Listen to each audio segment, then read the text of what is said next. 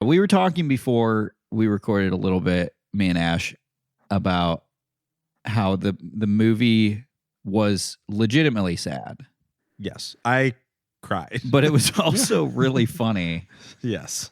And it was just essentially just emotional terrorism. Absolutely. I would put this movie under the category of emotional terrorism. I definitely have a line in my notes where I just wrote the word terrorism. Yeah. My personal, I use that phrase quite a bit on this podcast. And to me, that means a movie that essentially feels like it's holding you hostage. You're being locked into place. There's a proverbial gun pointed at your head. It's saying, feel this way.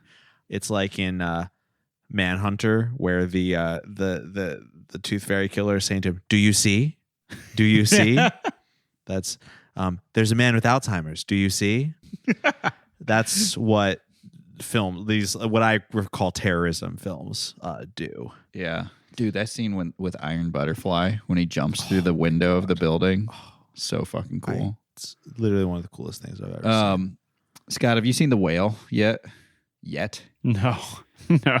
That's sort of my point of reference for this, where it's like we're saying how it's just a sad indictment of the state of the world that movie sucks so bad. Yeah. But because it made so many people cry, it's like caused this mass delusion that it's good. Although I will say there's been a lot of blowback since it came out that The Whale is not actually good. There's been a lot of blowhole from that whale. Yeah. It's whales for you. No, but this is kind of in the same vein of like we don't know how to make good movies, so we're gonna make you sad, right? And yes, and because you feel something, we're hoping that simply the fact that you feel something will make you think that it's good. Yes. Which I said is like why so many people are obsessed with Trump, because it makes you feel something, right? Yeah, and so it makes you feel alive because we're so used to just feeling like I don't know if it's always been this way for people. I want to say it's a distinctly modern feeling, but I don't know.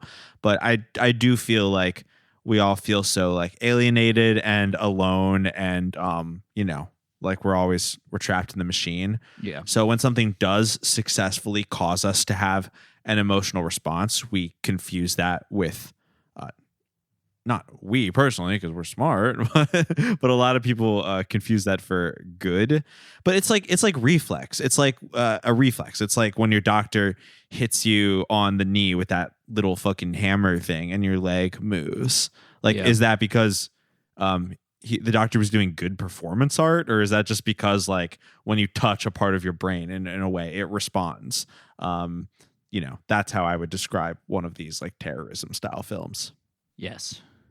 So yeah, I'm not ashamed to admit this movie made me cry, like straight up. I think the first time one of the movies has, but I lost my father somewhat recently, and like it definitely struck a chord. But that also, gentle listener, don't be afraid. I am not going soft on you.